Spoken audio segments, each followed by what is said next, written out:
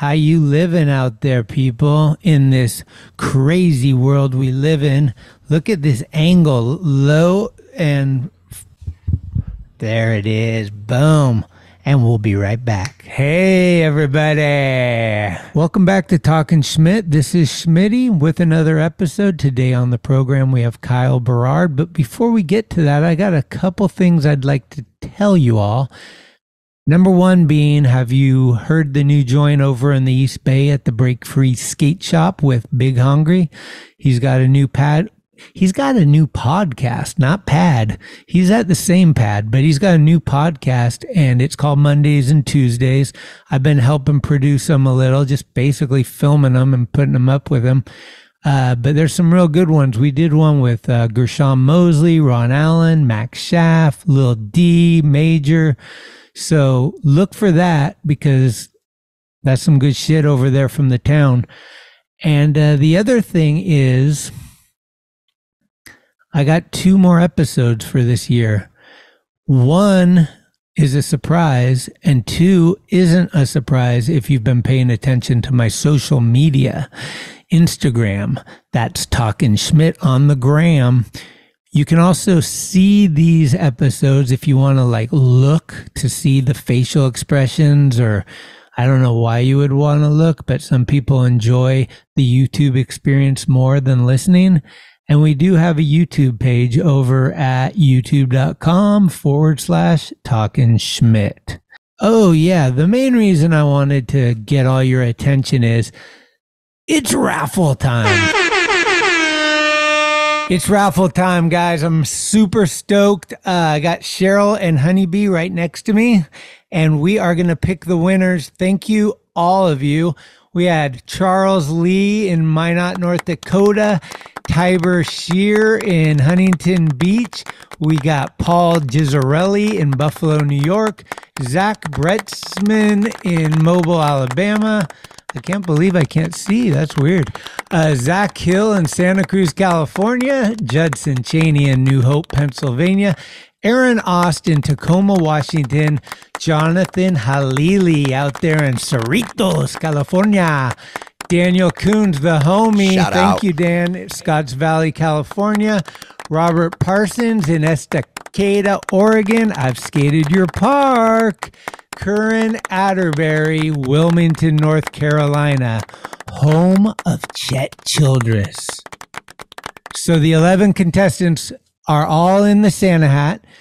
Cheryl's going to pick one and show it to Honeybee, and Honeybee's going to whisper in my ear the winner. We're going to start from 3rd place, which is the Bones Wheels, go to 2nd place, which is the Venture Trucks, and end with 1st place winner, Skateboard, Elijah Ackerley from Black Label. And you're also going to get a one of a kind. If you're watching, you know. If you're listening, you can't believe what I got in my hands. There's a one of a kind Talkin Schmit Thrasher collab with Levi's denim.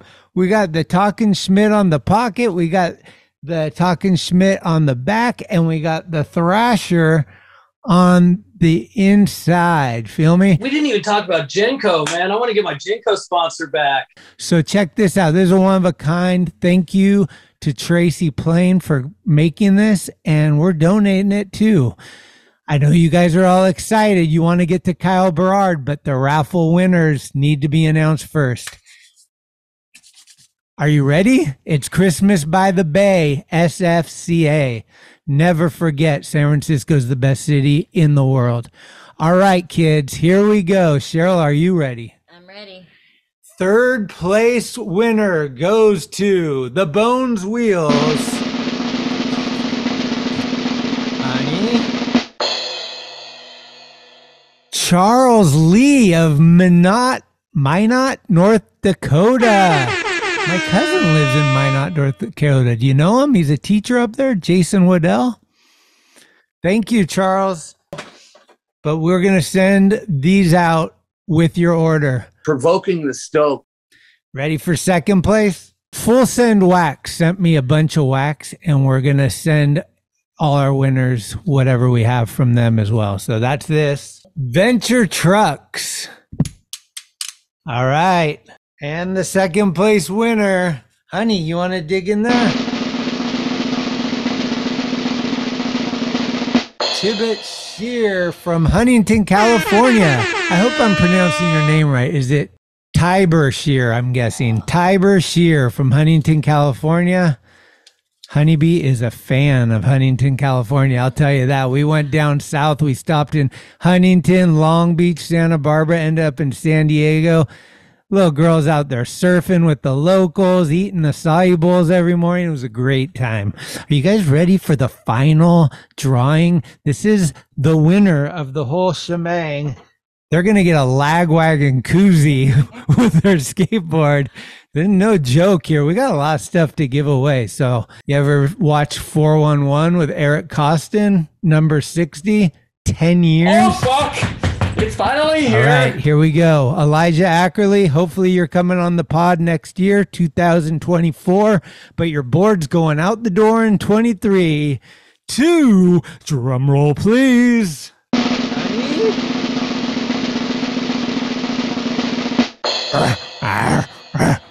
Congratulations, Zach. You have won. Zach Britzman from Mobile, Alabama. You get the deck. I'm going to put it together with your order, send it out tomorrow. The rest of you, thank you very much for your orders. Somebody's going to get this skate trivia game. Holy cannoli. We got more koozies. We got wax. We got some stuff. You'll be hyped. I just want to thank y'all again. Let's get to this Kyle Berard interview. Super good kicking it with him. I hope y'all have a lovely holiday. Merry Christmas. Happy Hanukkah. Or just family time if you don't believe in any of that stuff. Whatever you do, do you. We love you. We appreciate you. And here's Kyle. Hey, this is Kyle Berard, and you're listening to Talkin Schmit. Hey. Talkin Schmit. I'm already not watching. It's cool, like tonight is the night. Damn, this is like the coolest thing I'm ever gonna do. I wouldn't say it was fun. What do you mean, Bo? Christian Fletcher's younger brother. Fuck the Dodgers. Big dog's in. What do you think, Tolan? We on? Schmitty? Talkin Schmit. Alpo macaroni. Most of these guys, their opinion don't matter. Talkin Schmit, right? It's skateboarding. I remember that. Talkin Schmit. What are Yuns doing? Holy shit. Skateboarding homies. No, Schmitty, you can't jump in. What is happening? Gregory. Yes, we are. Wi-Fi check 1. Wi-Fi check 2. 1, 2, 3 in the place to be. This is Schmitty, and I got news for you. If you are listening, and I hope you are because it's a podcast, this podcast is less of an interview and more of two longtime bros catching up. Lots to listen to and mostly skateboarding after family life.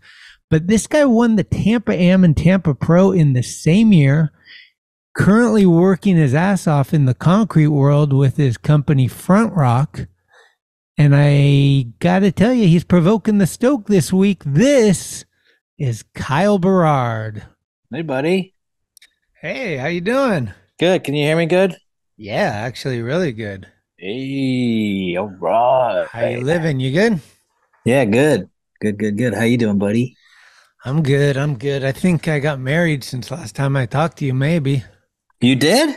Yeah, it's been like 2 years and a few months, 2 years and some change. Yeah.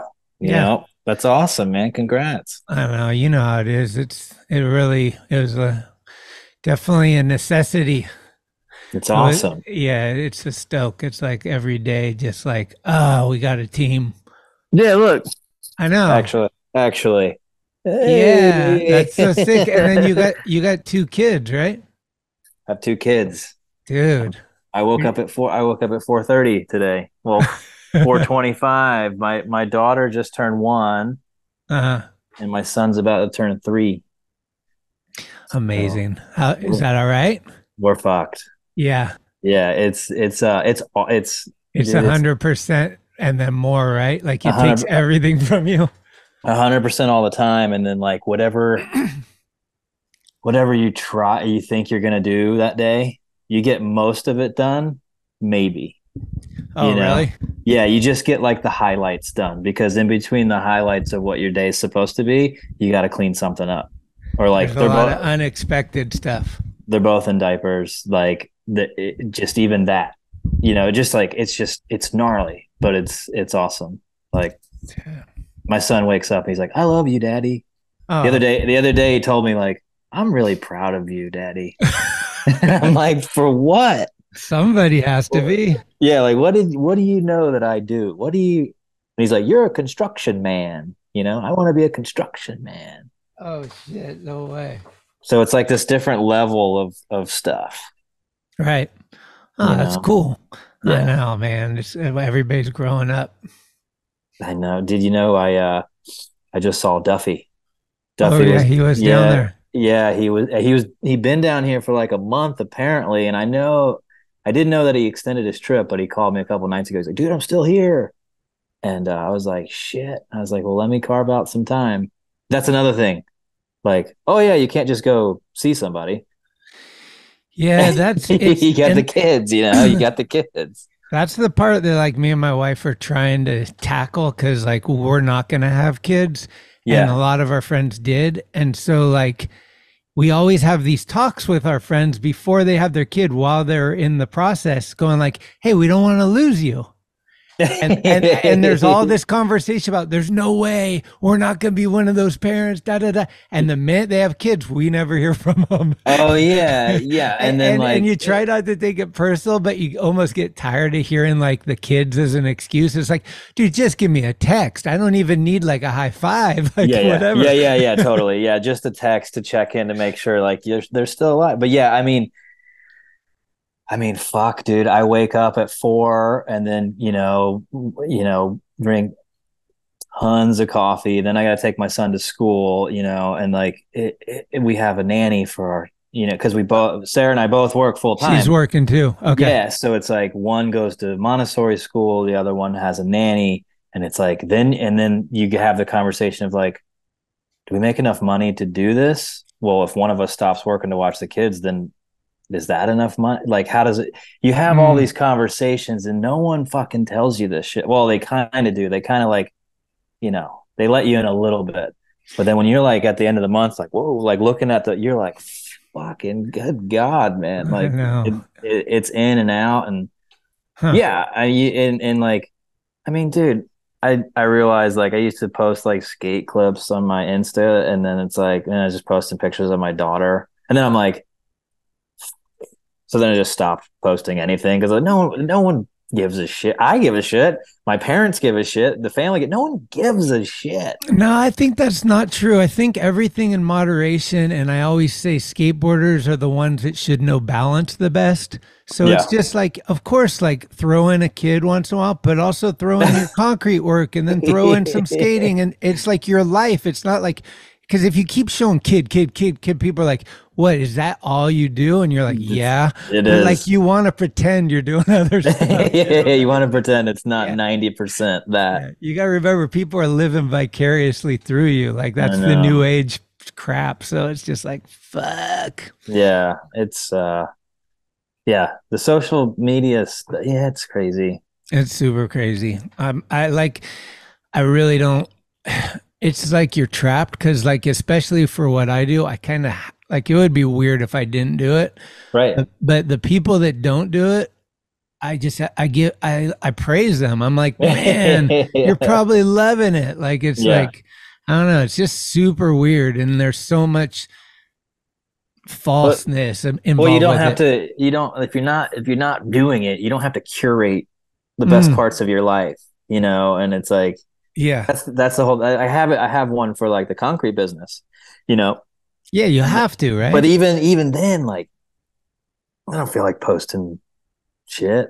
Like, every once in a while, if something's cool, but then it's like you get hit up by someone like, "Hey, you haven't posted anything. Have you been working? Are you guys busy?" It's like, no, we're busy. We're fucking real busy. Too busy to post, bro. Yeah, but it's like we don't. Yeah, but then you get into the like. You get into this point where it's like, okay, we're busy. We don't have to post because it's like, technically like advertising. It's like, we don't have to. We're too busy. But then it slows down. Then you post a little bit more. It's like, it's all over the board, just the company's never on autopilot. So then and it's different every day. Posting is the posting is like the last thing I think about. Yeah. And then in like when I was like skating full time, that wasn't really a thing yet either. So it was like on the tail end of me, like, hey, look, this is my skate stuff, or whatever. Like I felt weird, even self-promotion kind of shit too. Like I think we're really lucky that we didn't grow up with it. Like I can't even imagine the kids that are like doing it in school and they're like, you only have 5 followers. Oh, I know. I'm so happy and feel so lucky that I was in around skateboarding when I was. Right. I think I didn't start skating till 95, which, I'm 39. So like I started skating when I was 10, but like, so like I always say like Eastern exposure videos and like all that. And then plus being on the East Coast, like way before any kind of social media stuff, but like you had to wait for the video to come out or whatever, or like 411 was hitting too, like when we were kids, you know what I mean? Like, absolutely. I love that. I'm such a big fan of that. Everyone is of when you started, and I'm glad I started in the time that I did. I think it's fucking awesome. Yeah, I mean, we're just on the outskirts of the pioneers, really. Like there wasn't a lot of skateboarding before we started, so like a lot of shit got invented while we were like really doing it, and that's pretty special. Like street skating happened. There was no street skating really when I started skateboarding. I mean, you rolled around in the streets, but no one was doing wall rides and all that stuff. So seeing that and the progression and the boards change and all that, like kids nowadays, they just come in, they're like, oh yeah, the boards are supposed to be like this. They weren't always like that. Yeah, bro. yeah. And see, and you know what? I missed that too, though.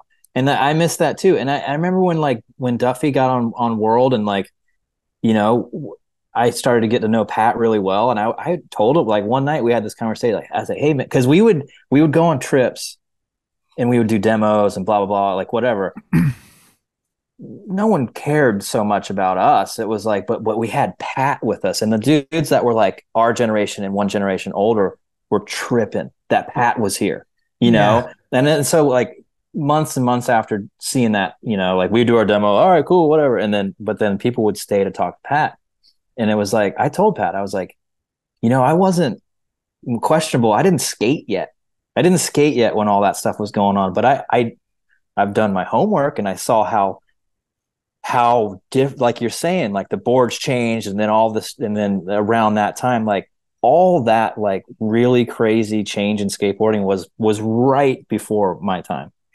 Yeah. And I mean, as someone that knows Pat well too, I just look at it as Pat Duffy, his first part in Plan B video was a game changer. Like it was fucked up. It was like, he's the Terminator. What the hell? You hadn't really seen this guy at all. They did a really good job of like not really printing any photos or like whatever. And then all of a sudden, boom, full video part, tray flip, nose blunt slides, handrails, backsmiths, like everything. And you're like, what the fuck? And it's the first part of the Plan B video. And you're like, this is insanity. And to me, Pat is such a rad dude in so many levels, but one to a fault is almost his humbleness, because I think that guy, and people are always like, skateboarding, skateboarding doesn't owe you anything and all that stuff. But it's like a guy like Pat Duffy should be handled really well. Like, I feel like anyone that makes money in skateboarding should give part of their money to Pat. Like Pat literally kept the sport going. Like he made it this other thing. So it's like, there's Matt Hensley, Mark Gonzalez, Nodis, the obvious guys. But I feel like in that conversation, Pat Duffy is not always in that conversation for everyone. And I think he needs to be 100%. I mean, Pat's one of the, I'm so blessed to have him as a homie. You know what I mean? He's like one of the best ever. We're homies now and all that stuff. And you're like, it's still like, it's Pat Duffy, dude. He's here. people trip, dude. And like that, and that was the thing when we knew we had like this legendary, guy that we just was like, hey, because it was legacy. You remember Legacy? Was Legacy with Mumford? Was Mumford? Yeah, I was gonna say Mumford, right? Was it Mumford Strubing? Was Strubing on? I'm not sure. Maybe not. Maybe wait. Mumford, Pat. Well, I think Shane Cross too was the AM, wasn't he? Maybe. Oh wow. I haven't thought about this in a while, but that's why because that was out of Dwindle, and that's why Pat just I think moved over to World with us. And what year was that ish? Like you say 97 or 90? No, this was 2003. Okay. 2004. I think I was only on World for like a year and a half before it was kind of done. That part of it was done. But I think that's why it was an easy move for him to come over. And plus we had like partied with Pat. We love Pat. Like, come on, man, just ride for World. World's not as fucking cool as it used to be, or not cool at all, really, but come ride with us, man. So did Pat go from Think to there? Yeah, I think that's what it was. I think it was Think, Legacy, and then World. I believe, but then there was a plan. Did he get back on plan? I don't know. I should have fucking asked him this morning. But like, yeah, then he got back on Plan B after Plan that. B, I think so. Yeah, that's where I was at. He was staying on Colin McKay, so I was at McKay's house earlier. Oh. Yeah, and he was like, "I'm about to leave," so I went and said, "What's up to him?" Damn, I thought he was gonna come up here and visit the family, but. He came here like 6 or 7 different times. Try to get try to get the front crook. Yeah, dude. I was like, dude. We've done a couple of sessions where he couldn't walk after, like his legs started seizing up. Oh, dude, when I just saw him now, he was completely smoked. Like he went out with Rhino yesterday. Right. Did a whole day in the life thing or whatever, and like he's like, oh, dude, I felt obligated to try tricks. He's like, look at this fucking hipper. He was smoked. He was completely fucked, and I was like, still doing it, buddy. Oh my god, man! So was World your first sponsor? No, I had such a weird like run of it. You know, my first board sponsor was Think. Oh, really? Yeah, and it was like. So you started in 95. Yeah, I think I was on Think in 99, 98. Oh, whoa. Like just after Phil died? Yeah, because I never met Phil. Uh-huh. I never met Phil. And I think I've talked to Corey Duffel about this. He was an AM that was on at the same time. And I was just on the East Coast getting boards. Yeah. I sent a Vert sponsor me tape to Greg or whoever, to whoever it was at the time. Oh, I didn't even know that. I was filming for thinking that right. And it was like so short lived. And then I got on a company called Eastwood, like out of Virginia, like just with the homies. Mm-hmm. And Mike Peterson was on. And I did that for a while, and then I rode for Chapman. So like when Chapman gave me a pro board, and that was like Chapman was supposed to be more than it ended up being. They ended up pulling the plug a little bit. So then after Chapman, I was just kind of, I was just kind of floating around and not I couldn't connect with anything. And then Tom Curran worked for World at the time. I think Peterson had already gotten on, and then I got on, and then Duffy got on, and then we knew Barty, and then Carlos de Andrade. It was cool. I think Enrique Lorenzo was still on for a minute, and maybe Matias was still when I got on, but then those dudes left. And then I just rode for World for a little bit, and then from there it was like consolidated after that. For most of the pro boards I had was on Consolidated. So you had just a couple on World? Yeah, I think I had 2 or 3. I don't remember those. That's crazy that you were on Think. I was on Think. I was just getting boards, but I remember you would get like I think it was like 4 completes. Like you get Ventures, you get yeah. And insane. So who'd you ride for when you won the Tampa Am? When I won Tampa Am, I may not have had a board sponsor. Oh, really? I don't think so. Damn. I don't think I did. And then, or maybe it was Eastwood still. I'd have to look back on that. And then, yeah, I think it was Chapman by the time I won the pro, like the next year. Yeah, how far apart are those? Is that a Two whole thou- year or is that like a yes. few months? No, it was a whole year. So it was like 2000 Okay. and 2001. So like I think I won Tampa like whenever it was, January. Okay. And then I think I entered Slam City Jam as like a pro or whatever, like late March or May or whatever. And then the next year around is when, because I rode for like Hurley. Like I had like pro contracts with like other companies, but not just with a board company. And that was like the whole weird thing about like getting into it the way I did. It's like through contests. Yeah.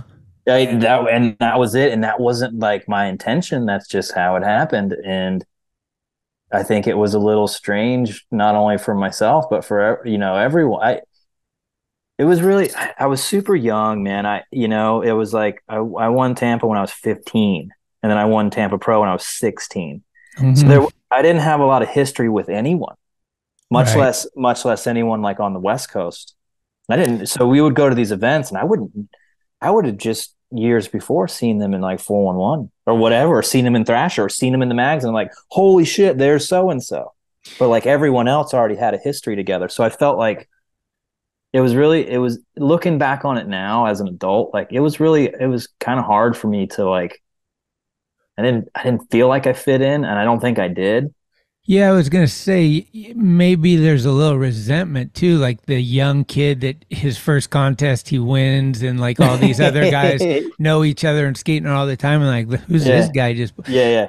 So I mean, guaranteed nowadays, or even, well, not nowadays, but like even 10 years ago, if that happened to me or what, who the fuck is that kid? Whatever. Right. Like I get it. But but imagine like Ryan Sheckler, right? Wasn't he like 11 or something? Like he's even younger when he comes on. He was a little younger. You know what?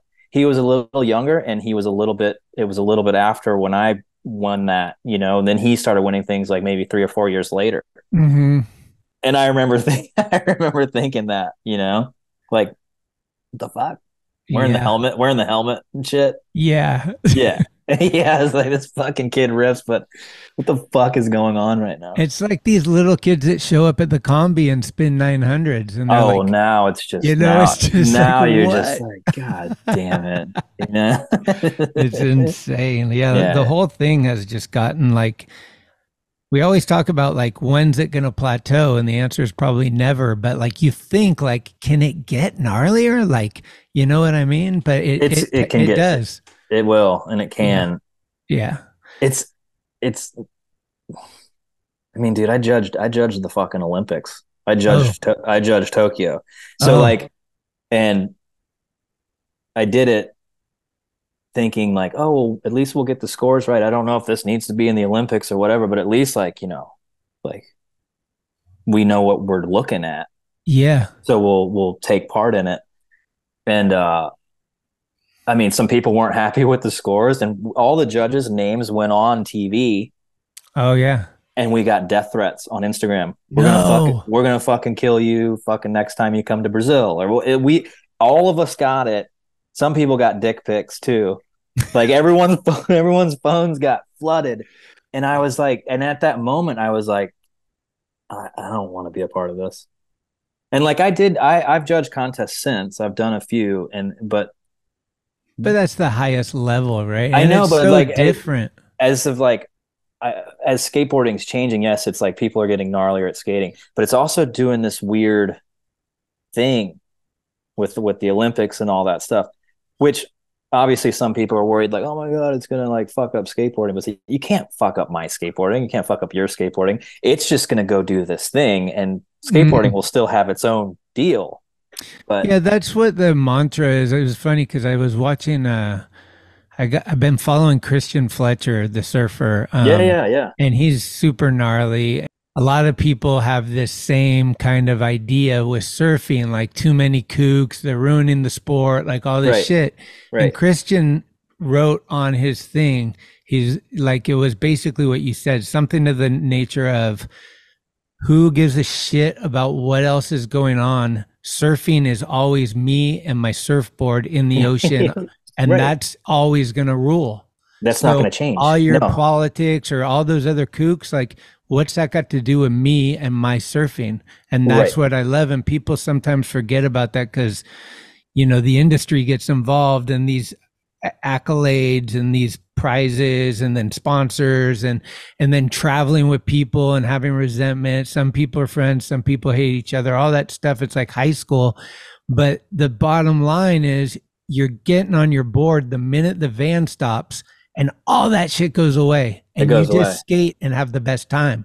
You get to a new spot that you've never been to, and you're like, "This rules! I've seen this in the mag. I can't believe I'm here." You've seen it in the mag. All that stuff is why people skateboard, and they forget sometimes because it's overwhelming and stressful. Like, dude, we need your video part yesterday. You need 4 hammers, and you need to be on Instagram, post it, like all that shit. And you're like, "Whoa, this sucks."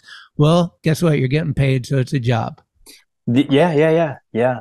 The moment I remember this because so when Preston passed, you know, like it was like a week before my wedding. So I was about to have a bunch of my friends come into town, and like, Rhino was at the wedding, a bunch of Jehovah was at the wedding. Like, he wasn't at mine. No. I don't know why. I've only spoken to him 3 or 4 fucking times since, but and then, Berto and Letitia from Consolidate. So there was people that were coming to the wedding, and we all were like, obviously just fucking devastated beside ourselves. But when you start looking, you look through the photos and you start thinking about like all the trips and all the shit. And I remember I posted it on Instagram about it. I said, I went to Europe one time with Mike Peterson, and we had all of our flights planned, and we were going to do all the fucking contests and all the shit. And the first day we were there, Peterson broke his ankle, and just, he's like, I got to fly home. So, he flew home, and then I was there, and I was like 16 or 17 or whatever it might've been. And I didn't know what to do. I was like, well, that was my home. That's who I was going on the trip with. Now I don't know what to do. So then I linked up with Preston.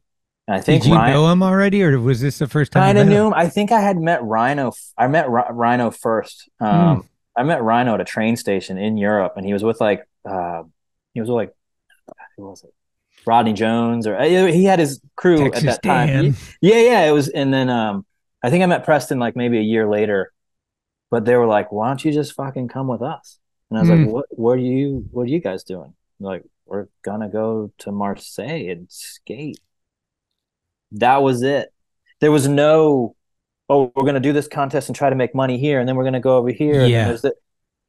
And I said, "All right." And it was Preston and Chet. It was Childress. Oh, okay. And I want to say I get these two because Rick and Buddy were there too, but I think that might have been a different time. But I get those 2 trips mixed up. But I remember and I shot a photo of Chet. I was sitting behind him on the hill, and he was sitting there, and he just had like a fucking beer and his board, and there was no one at Marseille. And that was the thing where I was like, damn, I've never been to one of these famous skate spots or parks where there wasn't a fucking contest going on. Right. And I realized that. And when I was with Preston for like another week, and all the guys for another week after that. And I realized going home, I was like, that's what this whole thing's about. Yeah. It has nothing to fucking do with the content. That's just that's the vehicle to get everyone here. It doesn't, but no one at the end of the fucking day, if you get 6th or whatever the fuck, and you wish you would have got first, none of that fucking matters. And that's the whole thing with like being on the Olympic side and like working there for a little bit. I was like, do these kids know that this isn't the point? And it's like, some of them do. No, a lot of them don't. Most of them don't. Yeah. Japanese for sure seem like they take it the most serious. Yeah. Because it's their culture, right? Right. Like they're killing it, obviously. Yeah, they're winning. Because they're super focused and they Right. care. And there's probably pressure from their parents in a different way than we have our soccer coach dads, and they probably have a different disciplinarian dad. But the thing that's crazy is just like how they come out swinging, like the girls too, like Kokona Yes. and all those girls that Yeah. all of a sudden they're like 12 at the combi doing nose grinds, and you're like, Yeah, wait, it's gnarly. what? Like, It's gnarly. yeah, It's gnarly, but it's that side of things that's evolving into something like death threats from judging a fucking dude, I didn't it's know like, about that. yeah, it sucked. And it was like and then you just think it's like, man, fuck all that, and like, so I don't think I'm gonna join up to do much more of that, and skateboarding should, for me at this point, like I just need to skate and have fun, completely have fun, have nothing to do with fucking anything. Like, just, that's what I want. Well, I think like when you get wrapped up in everything and then you can get out of it and make a living doing something else, that's when skateboarding's gonna be the funnest for you, because you just are going to skate. And it's not like a job or a responsibility or any of that stuff. And you're not wrapped up in your head, like you're watching all this, there's so much that goes into like souring it to some degree, like in people's minds, because everybody's got different outlooks on it. And it's just like the world right now, we're all divisive. So of course skateboarding's the same. Like, you got your Hesh, your Fresh, you got these dudes that only bomb hills, you got these vert trolls, you got like whatever. And it's just like, it's not going to mesh a lot of times.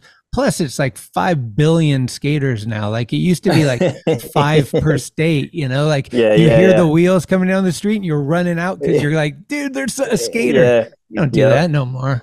Right. But I was wondering about the Olympics. You brought that up. Do you think, because the people I've talked to, I get the sense that it was almost for skateboarding a trial run, and it was almost a benefit that it was during the COVID and there wasn't crowds and everything, because it could be a learning experience that maybe they could like improve upon if they're going to continue this, or just say this sucked and we don't want to do it anymore. But it's kind of because to me, skating in the Olympics and having not one person in the crowd, it just seems like you're in a movie. It's like so surreal. Like, what the hell is going on? Especially when Tim O'Connor was like hired to announce it. Oh, he was. And he was like announcing to no one. It was fucking awesome. Yeah, and how do you get hyped? Like when Pedro's skating, like the crowd's going nuts, and that probably fires him to keep it going. Yeah, but the only if there's people no were one just, there, you're like, the only people were just the people on the deck that were, they were from the country or the coaches or whatever it may, or the other teammates. But yeah, there was no one there. Could you have music, or like, was that really like sketchy?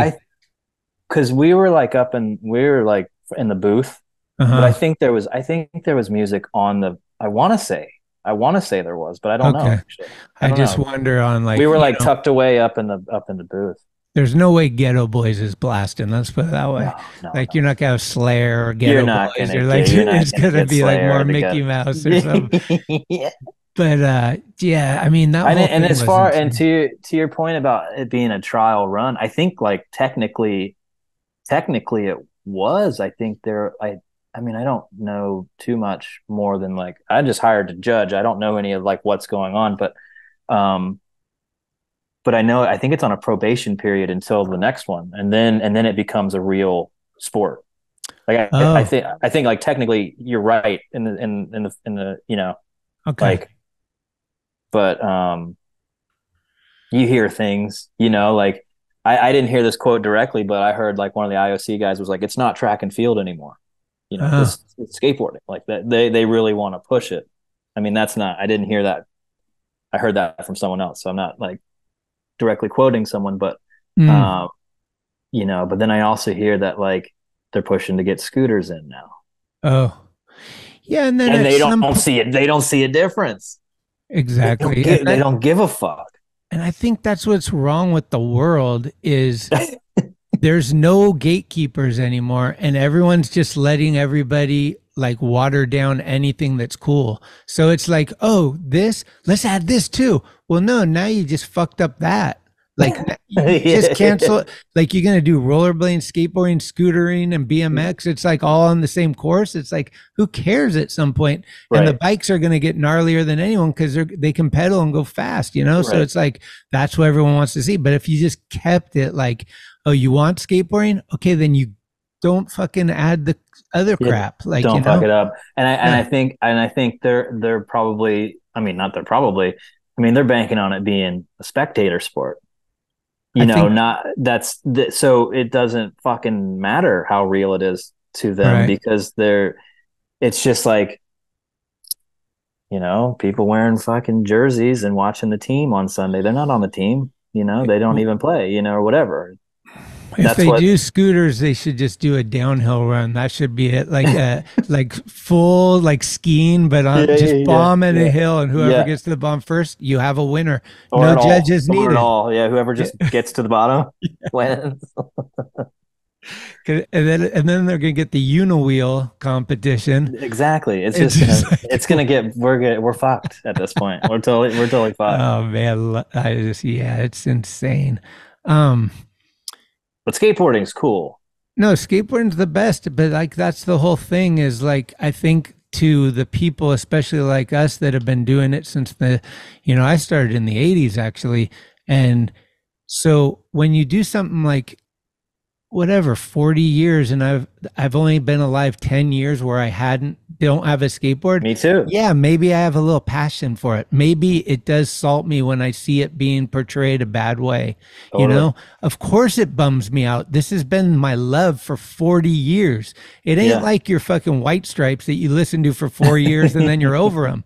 This is 40 years of the same fucking thing. Dude, I haven't found anything else that I like this. Yeah, that's I mean, I'm not old, but I'm getting older, and it's like skateboarding is hard to do. Yeah, of course. And I'm like, damn, but this is the only thing I care about it at that level. This is the only thing that since I was 10. It's and that's scary a little bit, because it's like you want to be able to do it forever. But then you go see, when I was talking to Pat this morning, talking to Davey, he's like, oh, he's going to skate till he's 175 years old. Bro, just wait. See, and Pat has the perfect mentality, because he kind of he definitely cares, but he doesn't give a fuck. Like, it's like, what I mean? Yeah. Like he can totally separate that and just enjoy shit. Yeah. And a lot of people can't do that. No, he loves skateboarding more than any of us, I think. Dude, it's amazing. I tell him, I'm like, these clips I keep seeing of you're skating like all the time, like every day, all day. Like, Mike Peterson skates the same as he did 20 years ago. Same. Like he's better. And it's like, damn, dude, you're better than you were when you were getting paid for it. Oh man. And he cuts trees down for a living. That's Where what he does. Does he live in? Florida? Yeah, Jacksonville, Florida. Uh-huh. Well, they got that what is it? They got a vert ramp somewhere, right? At the at skate park at Tampa, I think. Yeah, Tampa just built one. Yeah, because I seen Fraser coming out. Oh man! Dude. And I've been talking to Mike on the Insta for I've been doing this. This is my 5th year completing this month, and I hit up Mike at least 4 years ago, and we've been going back and forth. And he's like, I'm going to do it someday, and yours is going to be the one, but I'm just not ready yet. And he's like, I don't know if anyone cares. And I was like, you fucking are so crazy. Everyone cares. Like, dude, you're so many people's favorite. He's the favorite, man. And he's so good on Instagram too. Like when he posts and he has his stories and shit. And it's like, I'll stop what I'm doing in the day and read that, Yeah. Fraser was one of my still is oh, dude. And the other guy too, Clyde Singleton. What up? This is Clyde Singleton from WCRP on skateboarding. I want to give a shout out to my man Schmitty at Talkin Schmit. Catch me on that joint coming soon, bitch. Yeah. I can't get enough of it. How he breaks shit down, and he's like, great. Everyone thought this guy invented it, but look at this video where they're doing it. But it makes me feel like less of a skateboarder because they're so knowledgeable. It's like hanging out with Rothmeyer. Like Jason Rothmeyer knows fucking everything. Yeah, he has a photo of everything. He was at every fucking demo. Damn. And it's just like I feel like I just know a little bit about skateboarding when I'm hanging out with people like that. Mm-hmm. Yeah, that's how I feel at the mag sometimes. Some of the guys are Jesus Christ, nerds. They know every video part, every trick. Like, oh no, was that a switch flip? No, it was a switch heel. Okay. From 12 years ago or something. Yeah, like yeah, yeah. That's it. Yeah, I'm not that type. What was your first graphic on Consolidated? It wasn't the baby one, right? It was, yeah. Was it?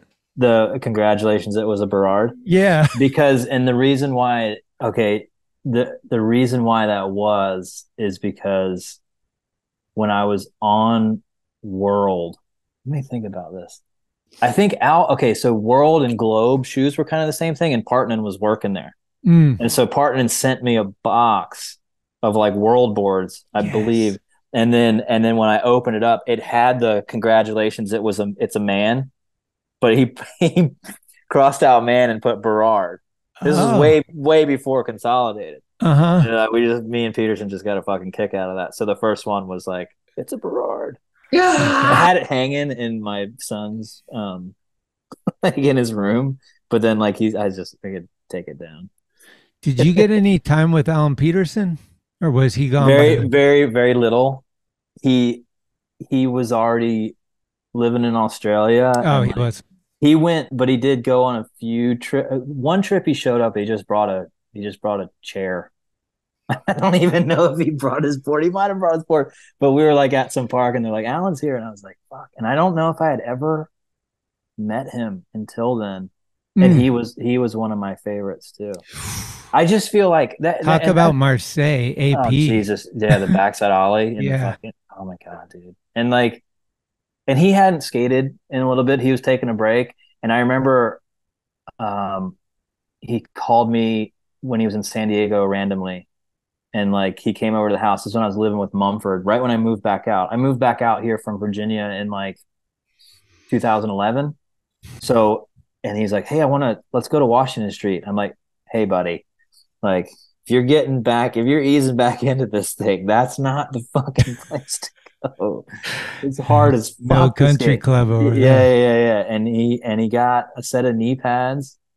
And he kind of cruised it. And I think the second or third time we went, he was doing backside ollies like it was like nothing.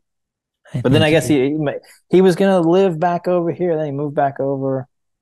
Was it all around girls? Something. I don't really know. Yeah. Last time I talked to him, which was a while ago, he was doing like, I think either UPS or postal service, like maybe mailman. Yeah. His first job out of skateboarding was like dressing up at an amusement park. No way. As like a dinosaur or something. In Australia? Mm-hmm. Me and him used to talk a lot of shit to each other because he's a Dodger fan and I was a Giants fan. Be like, get that LA hat off.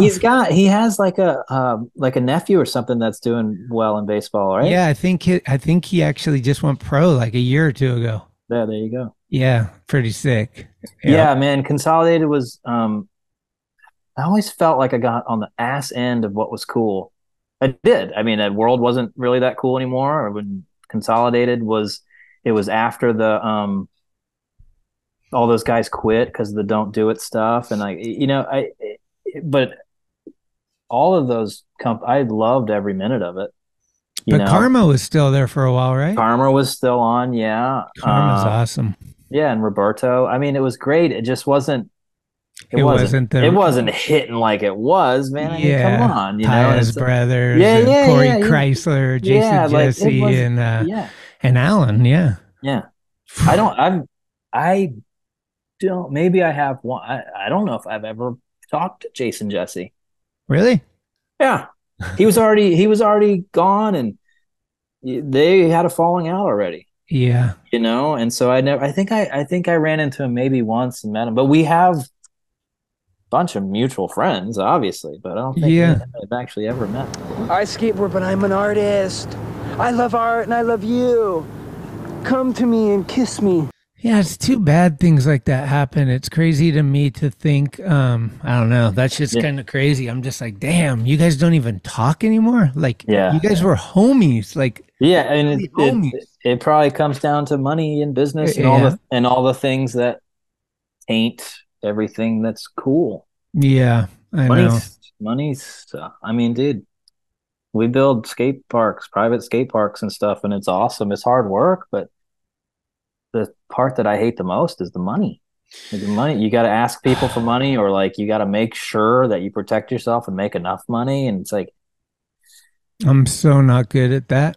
That's like the hardest part sucks. for like life, dude. For real. Like I always tell my wife, I'm like, if I had $1,000,000, I'd be fine for the rest of my life. I would invest it some way where I'd get some money back all the time, live off that, and we'd be good. And that's when living a dream began, right there. Like, you'd be good. It's just finding the stress of the month to month, and just like, how's it going to work? And like, oh, fuck, my car just blew up. Now I need to get in debt for a while. Like all that shit is like, that's our life.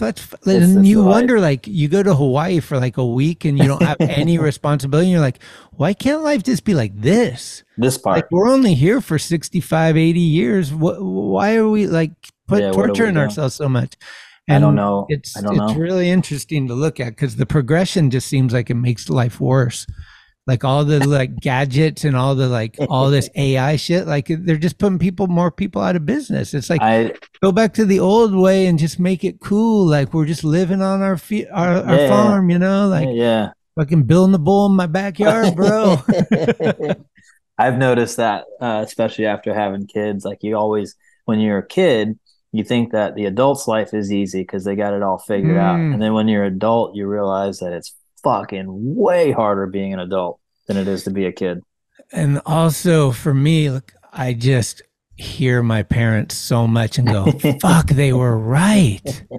I thought they were so wrong. Yeah, they're right. They were I hear myself saying the same fucking things to my son. Like, it's just because you don't jump off of that. Yeah. You know, I say, like, I don't say go for it. No, go for it. It's like, no, you're gonna, you know, you probably break your fucking arm. They jump off of everything right now. That's why I'm on that one. They jump off the couch, and my 1-year-old is like just started walking, so she hits her head on everything, and it's like I get it now. When you're a parent, you're never looking out for your own interest. It's everyone else's around you, which in turn becomes your interest. But like, yeah.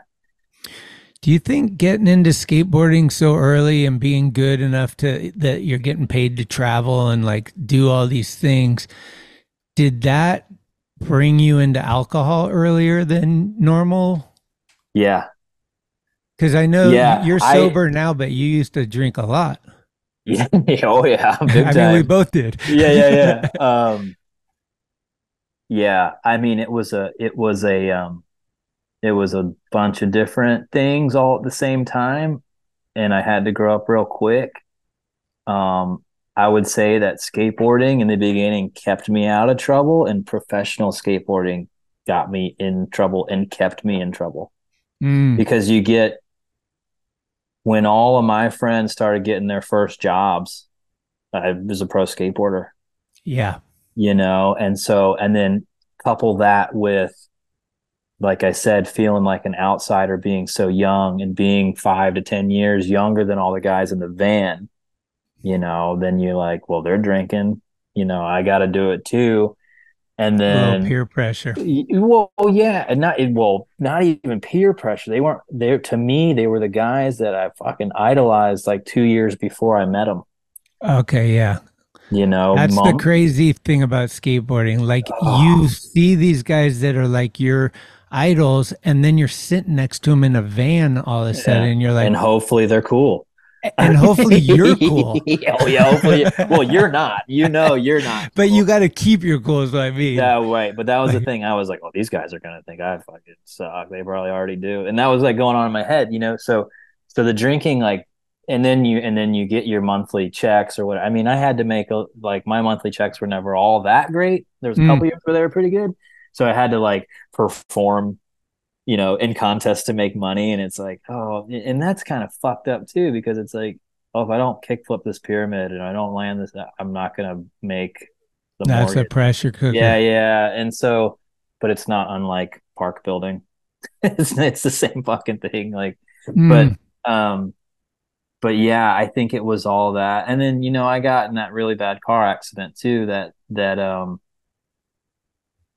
just had it was a cloud over my life. I mean, it still is. Were you driving? Mm-hmm. Yeah. I don't know. I don't know if I know about that. Yeah, I've talked about it a little bit publicly before, but yeah, like we got in a head-on collision, and there was a lot of bad things that happened, and I saw a lot of shit, and that was in between. It was right after I won Tampa the pro one, so it was like my first year being pro, and then I was out.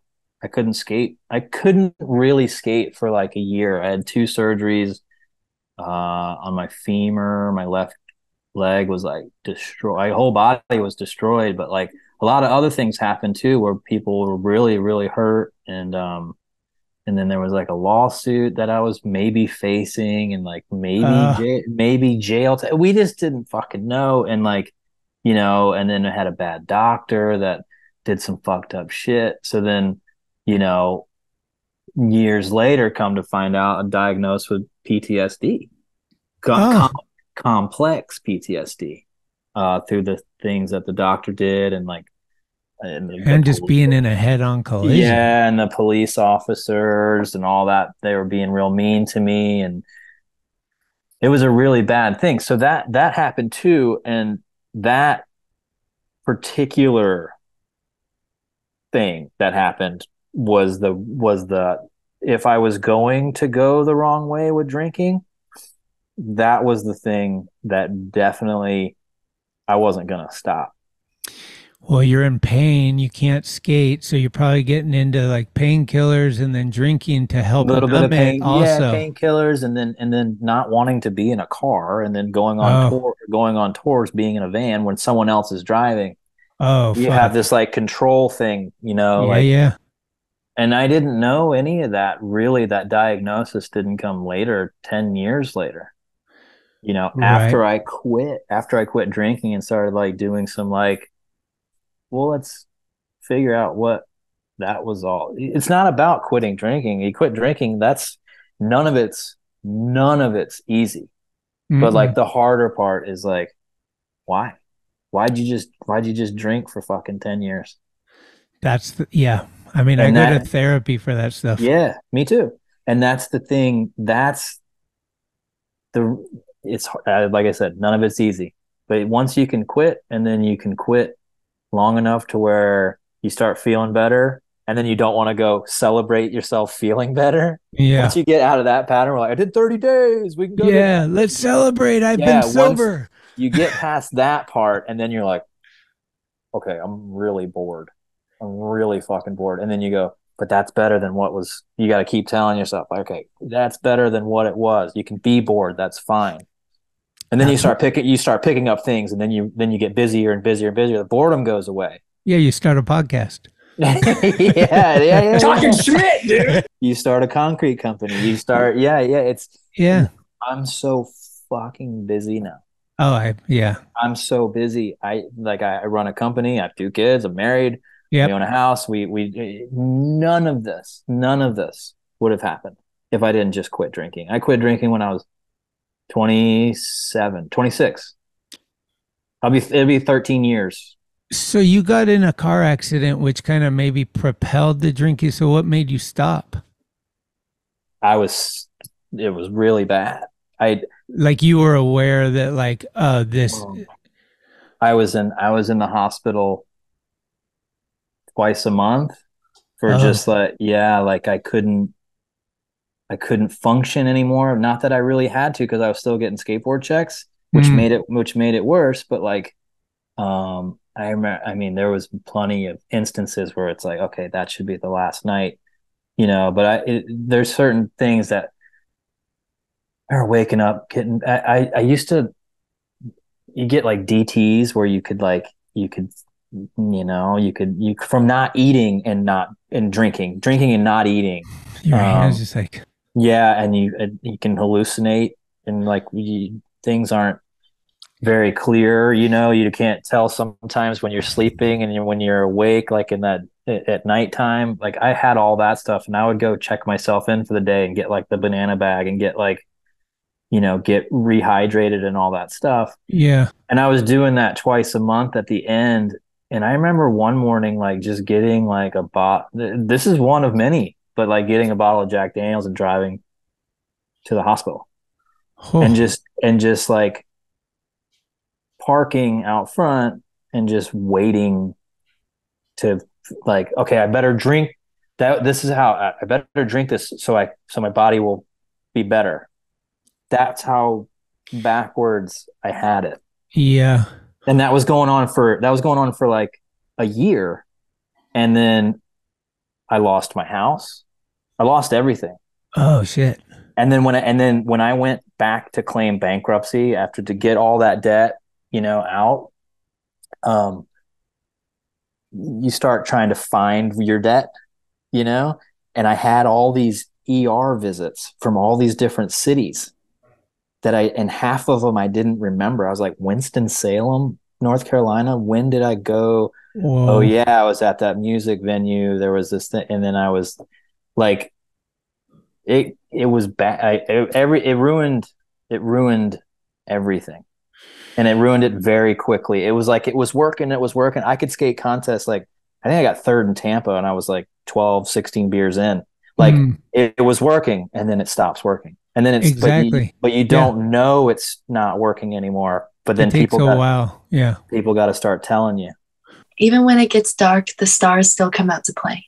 What gave you more anxiety, a hangover or the idea that you blacked out and a lot of stuff happened that you didn't remember? I was really at the time. I mean, I was really used to blacking out. So like, I don't know what the anxiety might have been over. I mean, at the very end, I was like, oh, is this how I'm going out? I remember thinking like, come on, dude, like you got to be better than that. You're not going to go out like this. Yeah.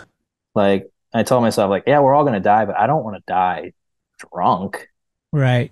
And so I kind of made a pact with myself about that. But yeah, the anxiety stuff with the PTSD and all the stuff that I go through, it was gnarly. And you would just be like trying to kill it. You'd be trying to kill the anxiety. If somebody was going to ask you, because you're a really good, I love talking to you because a lot of our paths are similar. Sure. And when I look at what you're doing now and how you are and how you compose yourself and how you're flying to the Olympics and doing a lot of stuff, that stuff wasn't an option for you back then. I mean, you had really bad anxiety, as did I. And I guess my question is, if somebody was like struggling with that, would the answer be there's not one answer, it's a lot of work? Or is there something that clicked that you're like, hey, this helped a lot? There was, it is a lot of work, yes. But there's certain things that certain people say to you that kind of, one, I remember because I went to AA for like a year and a half, and it helped. And then I don't know if it stopped helping or what. I don't know. I don't go anymore. But like, it does. That program definitely helps. But I remember someone saying, "No one ever looks back and says, I wish I would have drank more." Yeah. I owe you an amends for this, buddy. No one said that.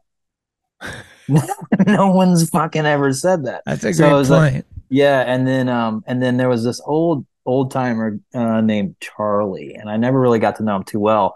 But his spiel that he said that kind of rang true was, every drunk's the same. They are an egomaniac with an inferiority complex. Meaning when they look around the room, they don't understand why everyone else's life is better. But they think that they're the smartest person in the room. Absolutely. Yeah. And that's like the guys that took acid early in their life too. They think they're geniuses and they have no brain. It's so gone crazy. It's so twisted. Yeah. But you hear certain things, but see, when I heard those things, I had already stopped. Those just like reinforced my thinking on it. And things, even quitting smoking cigarettes, you don't feel better the next day. I don't know if you ever feel better. I quit smoking 7 years ago. I don't know if I feel great from it, but you learn to trust yourself again. I couldn't trust myself to go to a family function, or you couldn't count on me to be anywhere on time. So that's what I think, is that what gets the ball rolling, is you start realizing that you're in control of yourself and you can handle any situation. Whereas before you're like, I'm out of control. I can't handle anything. Yeah, I don't know what I'm going to do.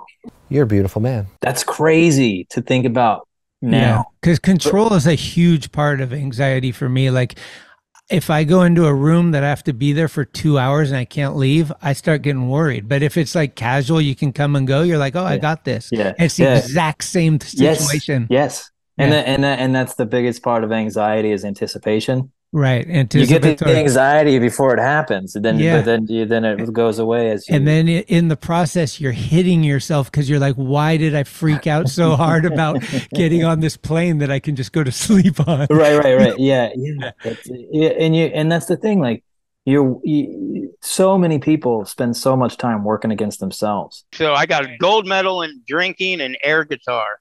And it's like, the world is going to work against you. You don't need to help it. It's very hard. Life's hard. It's very hard, but that's what makes it cool and rewarding when you figure at least this much of it out for a certain amount of time. And like, yeah, I mean, you just don't give yourself the option to fuck yourself over, because that's what you're doing. Yeah, and it's like I don't have regrets, and I see other people that drink and they can handle it okay, and that's fine. Like I got nothing against that. But part of I think what might be the problem is when there's like a Bukowski or somebody that just makes it seem it's so romanticized, right? It's like, yeah, I'm the guy that has all the what did he say? It was a drunk, something about like drinking you need stamina basically, and a real good drunk has stamina, they can keep it going. Hello, my friend. And so there's kind of like that tough guy, right? But like you're the guy that could get knocked over with like one finger because you can barely stand up. But like it's just interesting. Hold on 1 second. I got to plug my computer in, but I got something to say about that. Okay, no problem. All right, it's that time again. I got my mind on some magic and some magic on my mind. This stuff has been being consumed daily. It's time for me to drink one today. I got this little shot here. Give me a sec. So I've been drinking this stuff every day since I got it. I've been waking up like an alarm clock without the alarm every day. And I don't know what's going on outside, but you guys should try this. Give it a try. Magic Mind. It's going to boost your energy and focus. It's going to crush procrastination. I mean, you know how sometimes you think about things and by the time you do it, it's too late or it's dark or whatever. With that comes some mental clarity, you know? I'm talking Magic Mind here on Talkin Schmit. So listen up. It's filled with vitamins and adaptogens and matcha and nootropics. And you're supposed to use it alongside your morning caffeine, but I tend to drink the coffee first and then add this later in the day because I always have a 3 o'clock burnout sensation. And what I'm hoping, and seems to be working kind of already, is that if I drink coffee in the morning and then drink this after my lunch, I can get a steady flow throughout the whole day, and then my sleep pattern will be better at night. Huge experiment that I'm, trying. I'm always trying to better my life here, and so this is one way that I'm working on that. But the good people at Magic Mind have a little offer for you guys. If you want to try this, you can go to magicmind.com/Schmit, and they're going to give you your first case half price with the code Schmit20, SCHMIT 20. The word is out, and it's Magic Mind. Starting in January, you will find it in all Sprouts Farmers Market stores across the country. If you have a Sprouts store nearby, get down there, grab a few bottles, and try it. If you don't have Sprouts, get on the interweb and type in magicmind.com/Schmit. First case, half off. Code Schmit20. you know how all this works, right? I help you find it and they help you support me. So it's like we're all working together here. This is a trial period and we have half the case down and half to go. So I'm going to keep reporting on my journey and I'd love to hear about yours. That's magicmind.com/Schmit, code Schmit20, Schmit20 from Magic Mind. Got my mind on my magic and my magic on my mind. It's magicmind.com/Schmit, code Schmit20. And we out. Okay. And we're back. We made it. We made it, man. Yeah. That whole thing was kind of like skateboarding in my head. Oh, yeah. I used to be able to like win contests, but now I can get fifth, but I'm drunk.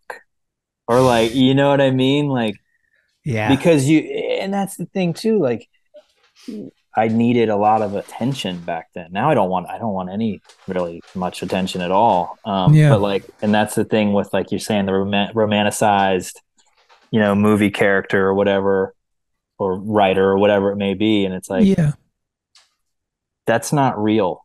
Yeah, I mean, it's like smoking, right? James Dean, he made it cool. James Dean, like people were like trying to emulate him, and then all of a sudden they realize, oh, this is the most addicting thing ever. I can't quit.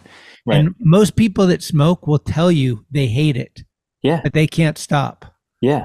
So like, I think I was privileged. My mom smoked and it took her like 50 years or something to quit. So I saw that, and vicariously I was like, I never want that.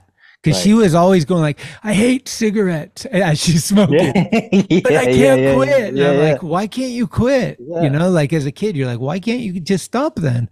Right. And the ceilings are all yellow and it just like smells funky. And you're just like, Mom, could you stop this? Like, you have to stop. You have to stop. Yeah, it's crazy. I mean, my first test of like real test of like not drinking was like, when Ryan Clements called me and he's like, hey, do you want to go on tour with Lil Wayne? That's hilarious. What year was that? And I was like, was that early on? Like with your sober? I had like a little bit more than like a year maybe. And I was like, if anything's going to fuck this up, it's going to be this. And it didn't fuck it up. And then after that tour was done, I did like, you got a lot of contact high, I bet. Yeah. No, I mean, I saw a lot of crazy shit and met a lot of people, met a lot of famous people. And it was a crazy, wonderful experience. I think it was like 6 months on and off, or whatever. But like at the end of it, I was like, I can do fucking anything now without drinking. And that's it. It was the biggest test. Right.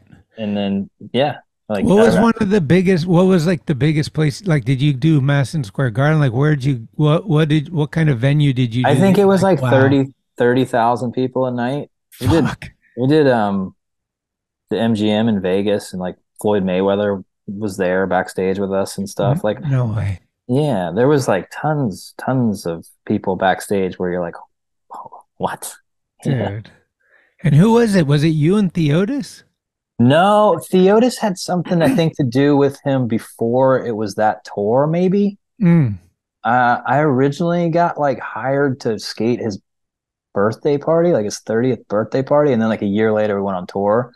But Jeremy Nibbs, Connor Champion, Dante, and Yo-Yo. It was just Joseph Radcliffe. I think they were, and then Braden was there too. He was on it at the very end, and I want to say Shuriken actually was on it for a couple weeks. Hell yeah! And I want to say like we went on another tour in Europe, and then I think it was pretty much the same crew. Yeah, and then the opening act for that was like Mac Miller, and then he passed away like not too long after that. Oh man. Yeah, that was crazy. but it was T.I. and 2 Chainz and a T.I., 2 Chainz and Wayne and Kyle Berard. Yeah, and me. But it was just like, it was the most surreal thing, you know. You go to a truck stop with like Birdman, and like went to a Wendy's with Birdman, and so one person took a photo of Birdman, and then there's 1,000 people at the truck stop. You know, it's like it's surreal, like all that shit that happened, and meeting Wayne and doing all that, and it was so surreal. Yeah. And I realized he was like a real skateboarder then, because you heard how he's just doing what, I don't know. Oh yeah, no. When he came I don't know to what San people Francisco, thought. he would always call us and say, "I'm coming to Double Rock after the show." Yeah, it's sick, bro. I need that. Yeah, it's sick. You know, and like and but yeah, he's got It was nuts, man. But like and fuck, dude, if you would have gave me that opportunity when I was 18, we'd all be dead. like everyone would be dead somehow. So that was a good trust exercise for myself. What about true or false? You went to a beer pong tournament with the Penthouse girls. Oh, is that true? I'd put a little bit of truth on that, but it's not like you think. This guy did his research. You were sponsored by Penthouse or something. Just for a minute, but it was a Penthouse had an energy drink that never came out. So it was on the energy drink. So they took us to a party in Orlando, and it was like a beer pong thing, and there was like some kind of Penthouse stuff going on, but it was not fucking cool. It wasn't cool. It wasn't like you were chilling with Hefner and fucking. No, it was none of that. It was like another night at the bar sponsored by Penthouse. Okay, right. Yeah. What happened at the end with Consolidated? How'd you split there? Good terms, bad terms? I think a little bit of both. I think I know I bummed them out a little bit when I quit, and I don't know exactly what it was. I think I was going to get shoes from Converse and maybe even get a check maybe at the time. I think there might have been something there, and they weren't happy about that, and they hadn't paid me in a while. And I got really, and it was at the point, I think I was like 27 or 28. And I was like, I only have like a little bit more time to try to do skateboarding, you know? And like, and I felt like their message wasn't where I could make any money. I think like, I think that the team maybe suffered a little bit at that time. I don't even know if that's true. I just think that like I was maybe denied a couple opportunities, and they were denied at the time where I needed a few last opportunities to keep it going for a little bit. Yeah. I mean, you know, it's hard. It is what it is. Like, it seems to me like I get the whole mentality of the anti-Nike campaign and stuff, but at some point you're spending all your money, resources, and time into this like negative thing on another company, and you're neglecting your team riders. Like, you're spending money on these ads that are just like fuck Nike or whatever, which is cool. But when you do it for like 5 years or something, and then all of a sudden your team just keeps dwindling, it's tough. I get why they don't want Nike involved, but at the same time, I see all my friends being able to continue their career with these checks. Yeah. So like when Chet Childers bought a house because of Nike, I'm hyped. You know what I mean? Yeah. Fucking A, dude. You know, like Chet wouldn't have a house without Nike. And it's like, so get your cheddar, put it on your burger and whatever, you know, like things could be worse. You could be wearing a Red Bull helmet. Like, you know what I mean? Like Red Bull fucking NASCAR suit. If you're gonna make money in skateboarding, you got to play some sort of game. You gotta do something. And it's like, and they weren't able to provide me with, okay, we don't feel that you should do that. That's against our message. But they, at the time, they didn't have an alternative to where I could keep. I mean, I was building parks at the time, not owning a company. Like I was working I think full time at that point. But then I got on Elephant. Mike V asked me to get on Elephant, so I did that. Yeah, and I did. Right? It was no, because that Svitek was the company Later. after Elephant. Oh, okay. It was me, Jason Adams, Markovich, Oh, sick. Neil Hendricks, and Mike. And I'm sorry if I forget anyone else. I'm trying to think. But I was like, yeah, I'll do that. And like it worked for a year or whatever. And at the end of that, when it was over and Mike left to do Street Plant is what it was, and that's what Svitek's on. I called Jason and I was like, hey, are you gonna try to be pro skateboarder anymore? And he's like, yeah. I was like, I'm done, man. I'm over it. Because at that point it was like the thing where it was like in purgatory where you can stay and make a little bit of money and not have to do anything, or if you ever want to really progress with your life outside of skateboarding, now's the time. Actually, probably 5 years ago was the time, but now's the time to go. You got to get out. That's the scary thing. Like getting in's hard. Yeah, but if you're a good skateboarder and you're halfway cool, then you're in. But like getting out, fuck, dude. Every time I try to get out, they pull me back in. We like all the have Godfather. They keep bringing me back in. But it's so hard to do anything in your second act after skateboarding takes you so far away from what the reality is in the working world. And you've never had that's what I was talking to my wife about this stuff is like, imagine just all your credentials is like is the opposite of corporate. And it's just like, you don't have like, I mean, I do because I edit and I do things. Yeah, totally. But as a skateboarder, all you do is skate, travel, and maybe you're good at socializing because you have to do interviews and these kind of things, and you party and that. But as far as like having a responsibility 40-hour a week and like and a lot of people drop out of high school so they can, do this stuff. And it's just like all of a sudden you're 40, no one cares about you. And you're like, wait, I was a superstar. And now no one even calls me. Like, what the hell? It was nice not being a superstar. Right. Yeah. It was because I never had that far to fall from. Like I had superstar buddies. Yeah. But I was just like, the guy that was making a little bit of money here and there from contests and had a few sponsors. I did that for 17 years. Right. I never made I made a paycheck for 17 years. I had like 5 really, what I considered really good, but like at the end, I didn't have that far to fall. I was kind of on my way out and I started, I got a job at Artisan Skate Parks, learning how to like trowel and set forms. And then what year was that? 09. 09. Maybe? Yeah. And then when did you get your own company?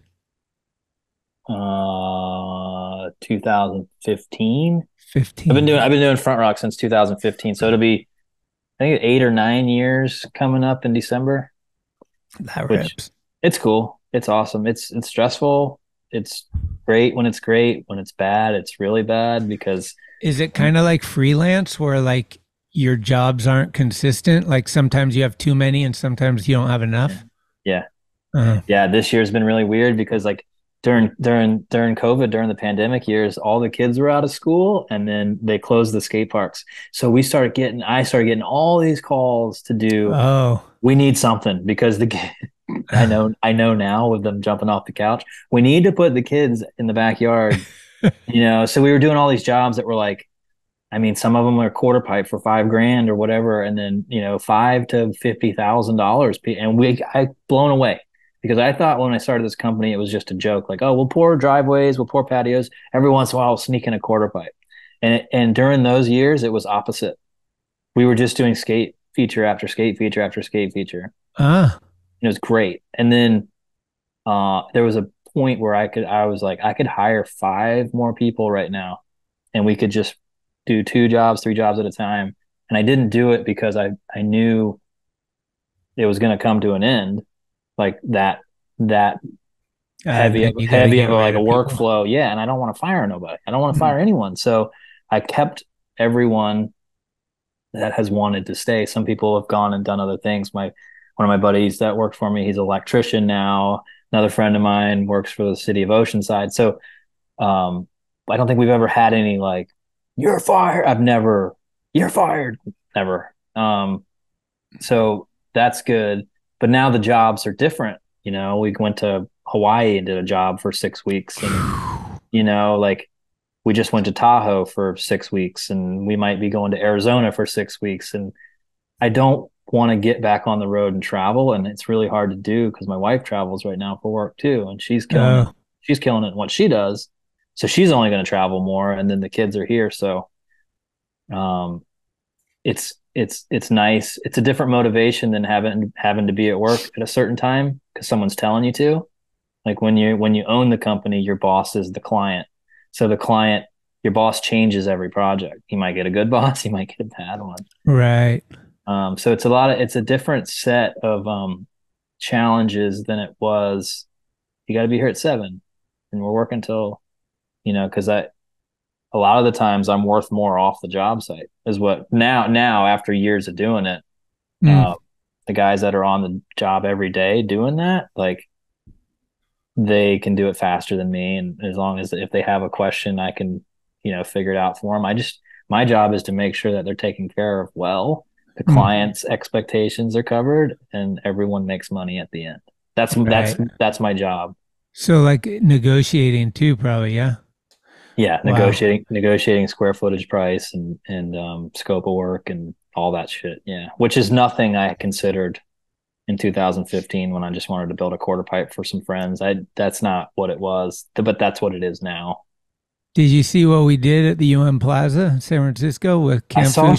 Yeah, I saw some of that stuff. Dude, sick. It went up so fast. The So city's sick. 100% behind it, and it's amazing. It's like this new thing that they want to do, which is like they want to call it a plaza. It's not a skate park. There's no fences. It's just skatable objects. Like they make the plaza with things that are skatable, and no one is mad at you when you skate them. So there's, for the skateboard world, it's like a little more like street cred. Like you're not filming at a skate park or shooting photos at a skate park. You're actually on the street still. And it hopefully, I think their main intent is to kind of push out the zombies and because there's that issue too, because it's right down there in the middle of it all.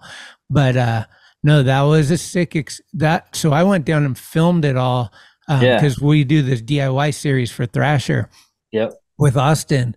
And it was funny. Peabody came in because he had to teach him how to do the brick stamp. Oh, yeah. How many times that guy, Peabody's like one of my long friends. I love him to death. Yeah. But how many times he's like, Schmitty, it's not cement. Cement is the ingredient. It's concrete. And I was like, fuck. Cement's the glue. Yeah, like it was so funny, man. What are some of the stuff that you're most stoked on that you've done? Do you have any like you've done a lot of parks for like Theo to Shane O'Neill, like yeah, we did. Yeah. Was Shane O'Neill's at his house that he bought from Canseco? I don't know. It was a big house. He moved, I don't know if he still lives there, but he did buy Jose Canseco's old house at one time. Fucking great. Yeah. No. And the skate park that's there, California skate parks built for Shane. All we did was a wooden mini ramp. Okay. So we can't take credit for that one. We did Theodos's a long time ago. We almost redid it recently, and that still might be in the cards. Burnett skates Provost house a lot, and we did Collins, and Collins I think is the funnest one. His looks good. I got to get down to that one. Yeah, and then Figgy, but Figgy doesn't live in that house anymore. But Figgy's is the next street over. Right by. Oh, okay. Yeah, and that one's pretty fun too. We've done a bunch, and they're all residential. We still haven't done a public park, and that's the difference. Like when you're saying like they want to do the plaza and all, that's amazing and that's awesome. But like you know how you're saying the model of it is like, so, you know, people can like maybe film on it, but then also like, you know, it's kind of wide open, no fences. Like my whole thing with starting Front Rock was like, I want to do like residential, like landscapes. Like you build it into you match the property. Yeah. You know? I mean, I think that's what Drehobel was kind of trying to do, right? With the quarter pipe and then into the rocks. Yeah, he was calling it the ball return. Oh, if anyone comes, we'll just say it's a ball return. I'm like, whatever you say, Dan. But then the neighbors are over there kicking their ball against it. Yeah. Oh, man. Dan's fucking awesome, dude. What do you think about this? We always laugh about like the dudes, they're like, the mud, they're talking about the mud, right? The mud, yeah. But it's like the dudes, they're like, mud? You weren't there for the poor. And there's like Washington Street, they had that vibe of like, oh, where were you? Fuck you when you come to skate. Yeah, I remember that. Like, I remember that. I get it, you know, like it's hard work, but like. I got vibed. We didn't get vibed out of Washington Street, but in the very beginning, me and Peterson, because you know the airport's right there. Yeah. So Hartman picked us up. We went over there. There was only like the spine and then the one wall and then maybe that back wall with the channel. And I want to say it's probably someone I know now, but I can't remember who said it. Like Peterson got here, he goes, man, I got plain legs. And one of the dudes was like, I got working hands. And we're like, oh, you know, like, fuck, damn it. You know, and so we didn't feel good that day skating that place, you know. The overzealous of anyone overzealous in whatever they do, it kind of sucks for me, but I get it too. I think if no one builds anything to skate, there's nothing to skate. So I see that point, but don't be an asshole to people that just skate. Skateboarding. I mean, to some degree, there's you worked hard. I get that, but then to some degree, there's a power trip. Yeah, like it's like the dude that has the ramp that he's like, haha, you can only skate when I tell you can, or whatever. Yeah. And you're like, dude, it's like the dude that used to fucking monitor the skate park, and he didn't need to tell us to wear pads, but he loved to tell us to wear pads. And you're just like, fuck, dude, there's no one here. We're like, come on, it's like. It's Derby, bro. Like, chill out. When people get like that, I tend to back away from all that, man. I don't give a shit. Concrete's just something that I learned how to do, and like it's cool. I'm just glad I have a trade. I don't give a fuck about how cool it is or whatever. I think having the company and having it working out right now, I'm very, very happy about it, but it's hard work every day. But fuck, I mean, I don't want to vibe anyone out about anything. I didn't know how to do shit for a long fucking time because I started, like I said, I never had a job. Turned pro when I was 16, so I didn't know how to do fucking shit. So it's fine. If what are some of your favorite parks you didn't build? I don't know. I don't even know if I'd rate it like that. I mean, because there's like places that you skate that aren't that great, but they're your favorite places. You know, there was a time in skateboarding, like I had those 2 surgeries on my leg and I kind of got fired from everyone and I didn't skate professionally. And I went to college for 3 semesters in St. Augustine, Florida. And there's a team pain park there called Treaty Park. And it's like, it's not on the map of like best skate parks in the world, but like to me, like skating there every night when I was going to school, and I was like going back to what we were saying, like I didn't have any obligations to any sponsors or going anywhere. That was Treaty Park was one of my favorite, but it's not like it's not the most epic.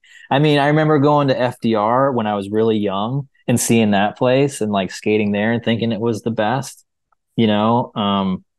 But it's hard to skate and it's not the best. I don't know. I don't know. Like, I mean, we went to the Cayman Islands Park and it's like, oh, Black Pearl, and it's like, but it's not that fun. It's just big. And you're on the Cayman. Yeah, I mean, being on the island's awesome. Right, it's like any skate park you build in Hawaii is the best. It's the best. That's what I'm getting. You know, it's like Lahaina's the best because I'm in Lahaina. Right. But it's just like that's kind of more how I feel about it. I don't think there's a. Did you ever skate Chango World? Was that the bike park in the Midwest? It was like indoors with. It was just like. I saw footage of it. I don't think I ever went. that to me always seemed like the best place. Like Phil and those guys went and skated it, and it's just like a snake run I remember, wooden. Yeah. It looks so sick. But that's kind of what I think about. Like, we always say the perfect mall is Orcas Island because it has tranny around the whole thing, so you can hit it wherever you are. You can keep getting speed. Sure. So you build the thing in the middle, and then you surround it with tranny. Yep. And that seems like it should be the model, even if it's a street course. Put tranny on the outside. Like, why should it just go to flat? Yeah, keep to a grass lawn or something. Keep it in, so you can always build your speed. You can roll in at shit. You can never have an excuse to not have enough speed to hit one of the obstacles that's built. Right. You just influence somebody. Yeah. Those are some of the things that we look at when we're skating all these parks. And, you know, then there's the ones that you go to, like, I think it's Myrtle Creek, where they just took pipes and from the town, they brought them in and they put cement over them. And that kind of shit is epic because it's just like, this is a part of the town. You know, like it's like the wagon wheel in the background or whatever. Like, you know what I mean?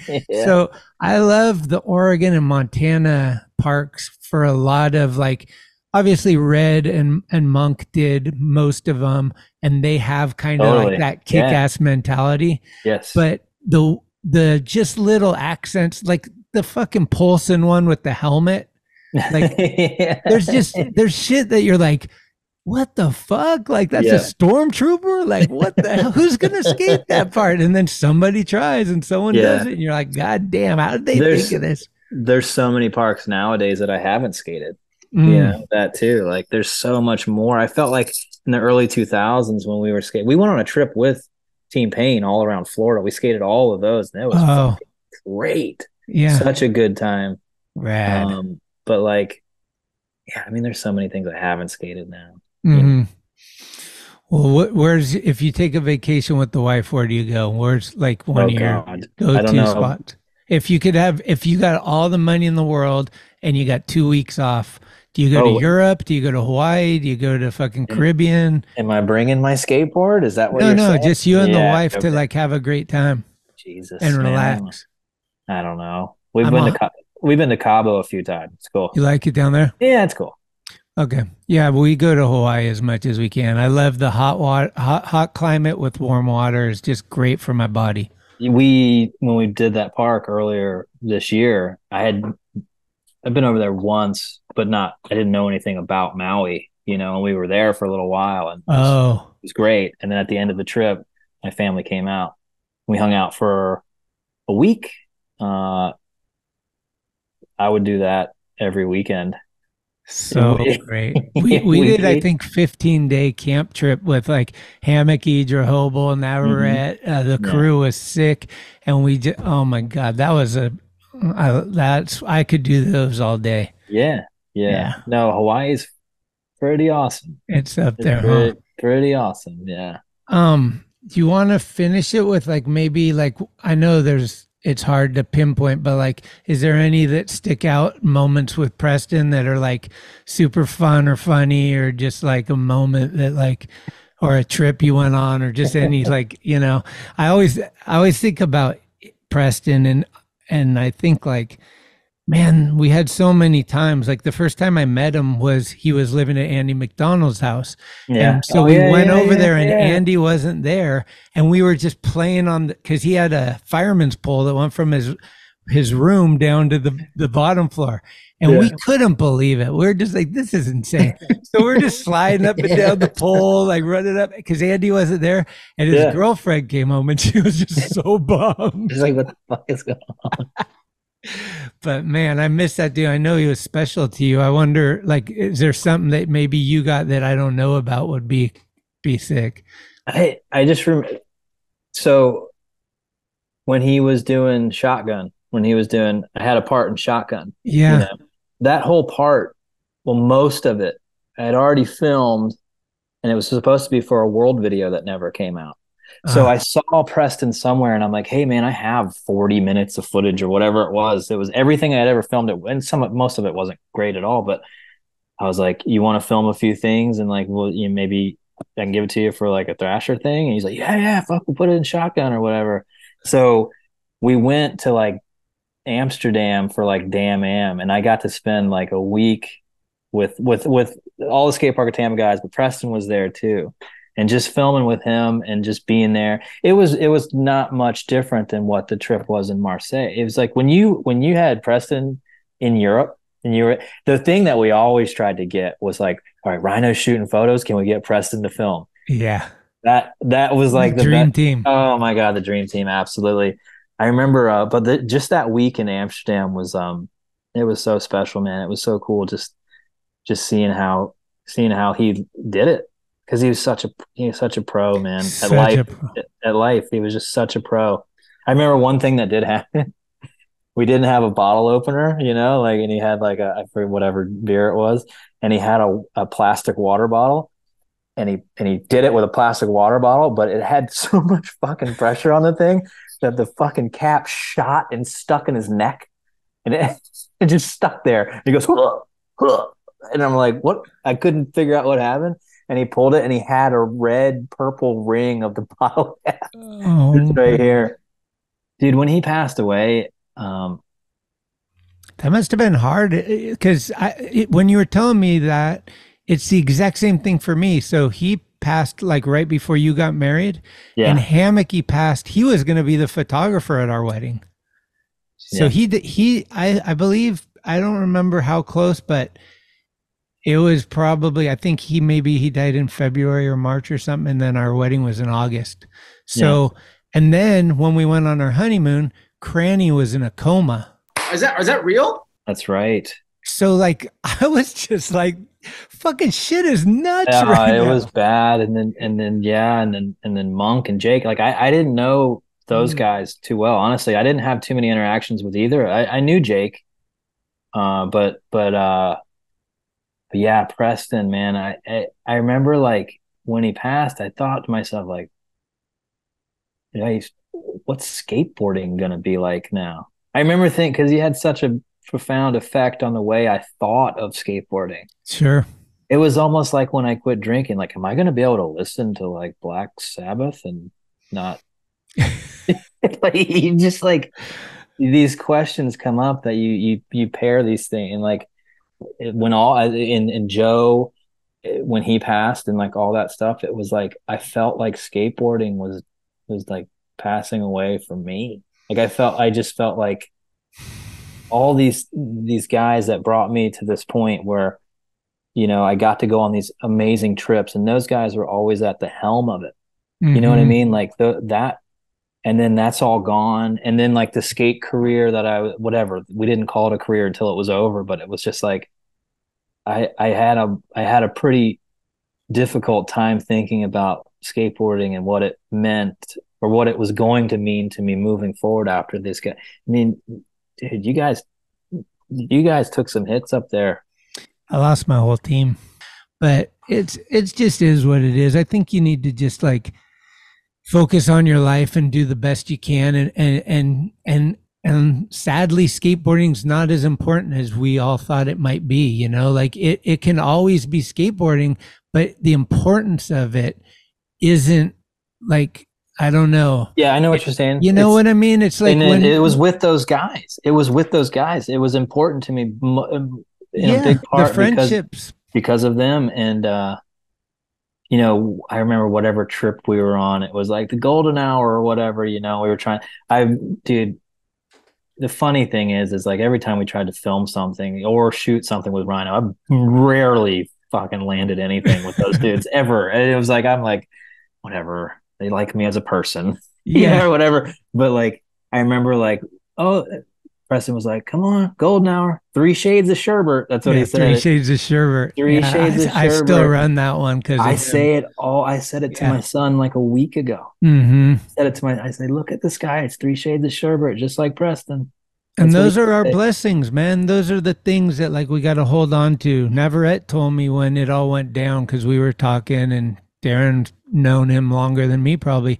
And he was like, dude, we're on a journey. We're fucking on an adventure, and we got to fucking make it. We got to keep going, and we're going to lose people. Some people are going to drown in rivers we're crossing. Some people are going to stay behind, but we have to stay on our path. And one of the things, like I got to go, my first time to New York was with Preston. My first time to Europe was with Preston. And I was in Copenhagen with Preston, seeing these guys that live there build a keg on a bike and call it Preston's Place. They fucking loved him, and they drove the keg wherever he went, so he had beer for the whole time. It was the most amazing thing I've ever, and I was there. And so what am I gonna do? You know, like these guys are gone, and it's part of my pain, but it's also, I was very fortunate to have any of that. I didn't deserve to like be in half those places, you know, like what was I doing there? So it's just like, fuck, dude, stoked. What a fucking tour guide. Preston was. Yeah, no, like you said, you felt like you could get in the van and go to sleep. Like they had it. You know what I mean? We're gonna make it. Don't worry. Yeah, it's gonna be the around best. the corners, the best tacos you've ever had. Yeah, and there's a cheap beer down the street, right on the right hand side. Like it was always that. Yep, on a shoestring budget. Yeah. Oh yeah. You know, they made it the best, and it was so accessible to fucking anyone and everyone. And like fun. I knew that we were on the best trip when we were on whatever trip it was. I was like, this, no one's having fun like this. I knew it too, because we used to make the videos on Thrasher's website and everyone would be like, dude, I want on one of those trips. Yes. It's not the best skating. It just looks so fun. But it is the best skating. Yeah. It's the best representation of like what I wanted to do. No, exactly. I mean, the first time I got to go with Hewitt, I was just like, I'm with Hewitt at Burnside. I won. I was, oh my God, dude. I mean, being so young and being in the van and like, you know, like being with all those people. Yeah. Dude, it was, you know, I was scared. Yeah. Because I wanted to be cool to all my heroes. But now that we're all older and like, you know, Dan lives down the street and shit, and like, it's different. Are you now. in Escondido? I'm in Vista. It's next door. Oh, okay. Yeah. You're down by Schmitty's bar. Yeah. Shitties. Yeah. Shitties. I'm in between that. I'm in between Schmitty's and Dan's like 5 miles from me. You got the best Thai food restaurant I've ever been to. Which one? I think it's called Taiwan. Taiwan On? Yeah. Taiwan On, yeah. I love that place. Place is dope. Yeah.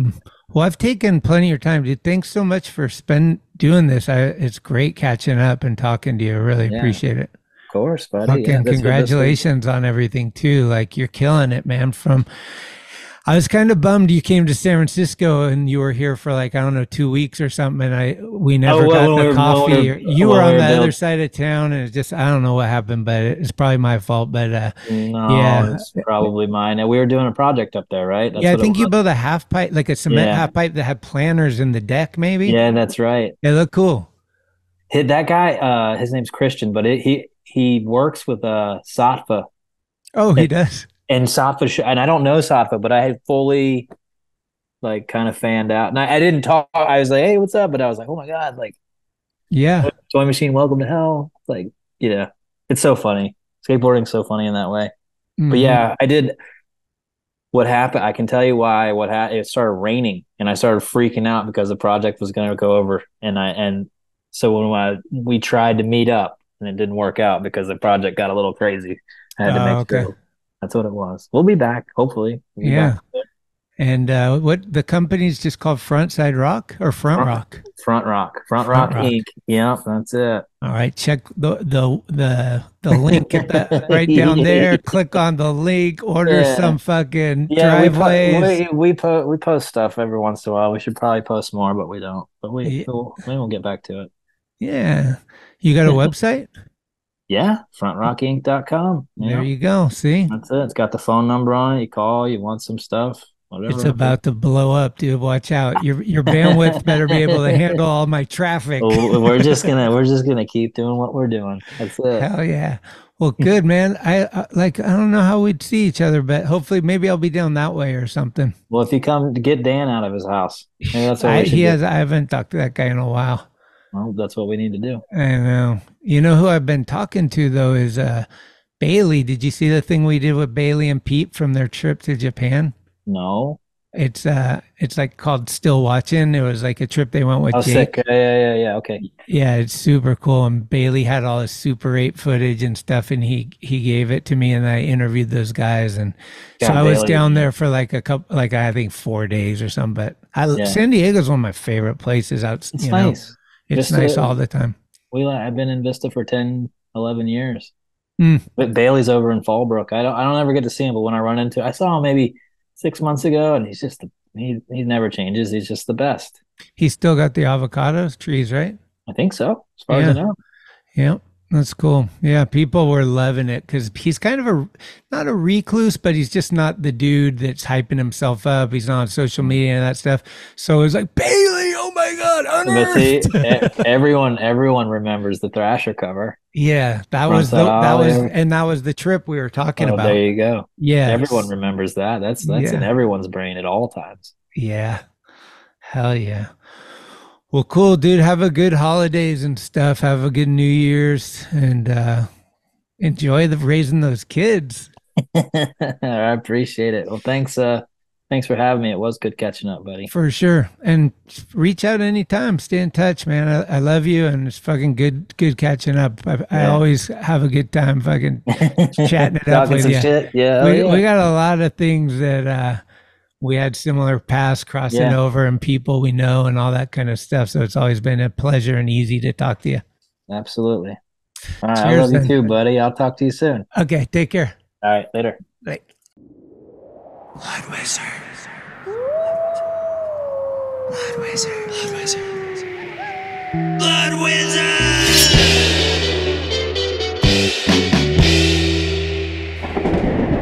Shop.bloodwizard.com. Tickety tack. Hey, it's Corey at Blue Plate, 3218 Mission Street. Come see us. Meatloaf, fried chicken, deviled eggs, Dollar Olympia beers. We're here every day of the week. We got a garden and we got smiles on our faces. Come let us make you happy. Thank you for listening to another episode of Talking Schmit. You can subscribe to the show on iTunes, Anchor, Spotify, or anywhere you get your podcasts. When you subscribe, you'll get notifications every Tuesday of new episodes the minute they become available. Also, please leave reviews and a 5-star rating. It's the best way to help the show grow. All of the episodes will always remain free, but if you would like to help support the show, you can do so at TalkinSchmit.com, where you can pick up some merchandise like t-shirts, beanies, hats, and stickers. The website has an entire archive of all of the episodes, with extra photos and videos. Email us with any suggestions, comments, or ways that the show may have improved your life at TalkinSchmit@gmail.com. All interviews are conducted, edited, and produced by Schmitty. The intro music is Mary's Cross by the band Nature. A very special shout out goes to the executive director, Sharal Camisa. Shout out. Love it! This is Talking Schmit, where the Rolodex is deep, but the conversation is deeper. Keep the wheels greased.